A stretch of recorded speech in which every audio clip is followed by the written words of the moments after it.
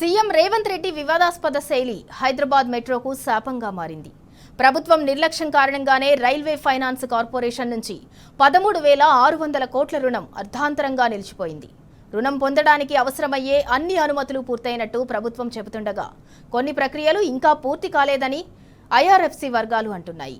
కేవలం తన వైఫల్యాన్ని కప్పిపుచ్చుకోవటానికే సీఎం ఒక పథకం ప్రకారం రాజకీయ డ్రామాకు తెరలేపారన్న విమర్శలు వ్యక్తమవుతున్నాయి.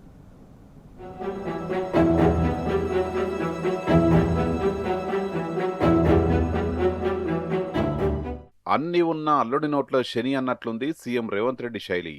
మెట్రో ప్రాజెక్టు కోసం రైల్వే ఫైనాన్స్ కార్పొరేషన్ నుంచి రుణం చేతిదాకా వచ్చి జారిపోయింది. ఇందుకు ముఖ్యమంత్రి వివాదాస్పద వైఖరే కారణమన్న వాదనలు వినిపిస్తున్నాయి. ఆ రుణం పొందడానికి అవసరమయ్యే అన్ని అనుమతులు పూర్తయ్యాయని ప్రభుత్వం చెబుతున్నది.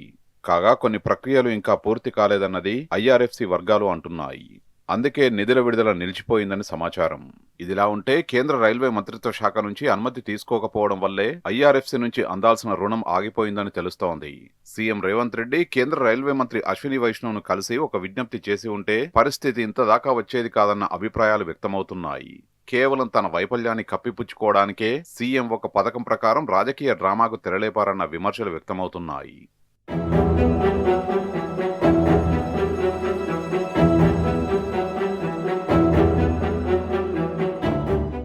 భారతదేశంలోని నవరత్న ప్రభుత్వ రంగ సంస్థల్లో ఇండియన్ రైల్వే ఫైనాన్స్ కార్పొరేషన్ అగ్రశ్రేణిలో నిలుస్తుంది. ఢిల్లీ కేంద్రంగా 1986లో ప్రారంభమైన ఈ సంస్థ అనతి కాలంలోనే ఇండియన్ రైల్వేస్ కు ఒక బలమైన ఆర్థిక భుజంగా అవతరించింది. మౌలిక సదుపాయాల కల్పన కోసం వివిధ ప్రాజెక్టులకు ఆర్థిక సాయం అందించడం ఐఆర్ఎఫ్సి ప్రధాన విధి. ఇందుకోసం ఆ సంస్థ దేశీయ, అంతర్జాతీయ ఆర్థిక సంస్థలు, మార్కెట్ల నుంచి నిధులు సమీకరిస్తుంది. స్వతంత్ర ప్రతిపత్తి కలిగిన సంస్థగా బోర్డ్ ఆఫ్ డైరెక్టర్స్ నిర్ణయం మేరకు ఐఆర్ఎఫ్సి ఆపరేషన్స్ కొనసాగుతుంటాయి. తమకు అందిన విజ్ఞప్తుల ఆధారంగా ఐఆర్ఎఫ్సి తరపున ఇవ్వాల్సిన రుణాలను ముందుగా సంస్థ యాజమాన్యం ప్రతిపాదిస్తుంది. ఆ తర్వాత ప్రత్యేక కమిటీలు పరిశీలిస్తాయి. చివరగా బోర్డ్ ఆఫ్ డైరెక్టర్స్ ఆమోదంతో నిధులు మంజూరు చేస్తారు.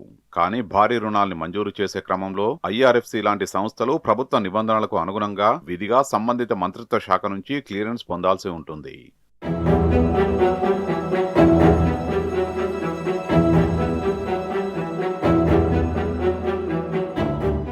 హైదరాబాద్ మెట్రో రైలు కోసం 20 ఏళ్ల కాలపరిమితితో జపాన్ అంతర్జాతీయ సహకార సంస్థ నుంచి 4% వడ్డీకి 13,600 కోట్ల రూపాయల ఆర్థిక సాయం పొందేందుకు ఐఆర్ఎఫ్సితో 2026 మే 25వ తేదీన ప్రభుత్వం ఒప్పందం కుదుర్చుకుంది. ఆ మేరకు జూన్ 15వ తేదీలోపు ఆ మొత్తాన్ని తప్పనిసరిగా విడుదల చేయాల్సి ఉంది. కానీ డెడ్లైన్ ముగిసిన తర్వాత సైతం రైల్వే ఫైనాన్స్ కార్పొరేషన్ నిధులు విడుదల చేయలేదు. అయితే తెలంగాణ అడిగిన సొమ్ము మొత్తాన్ని జైకా సంస్థ ఇప్పటికే ఐఆర్ఎఫ్సి ఖాతాలో జమ చేసినట్లు ముఖ్యమంత్రి రేవంత్ రెడ్డి ప్రకటించారు. ఆ మేరకు అధికారులు కూడా రైల్వే ఫైనాన్స్ కార్పొరేషన్ యాజమాన్యంతో సంప్రదింపులు జరుపుతున్నారు.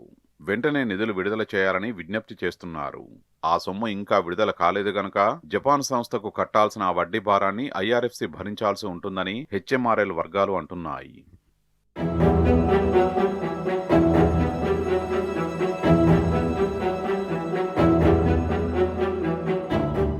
ముఖ్యమంత్రి రేవంత్ రెడ్డి మొత్తం వ్యవహారానికి రాజకీయ రంగు పులిమారు.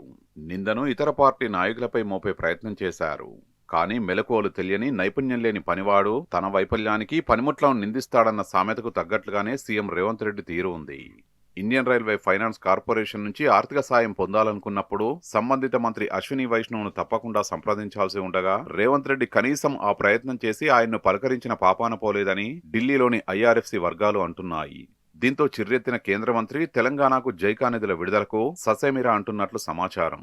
లాబీయింగ్లో తన ఫెయిల్యూర్ను మరిపించడానికే రేవంత్ రెడ్డి నెపాన్ని విపక్షాలపై నెడుతున్నారన్న విమర్శలు వ్యక్తమవుతున్నాయి.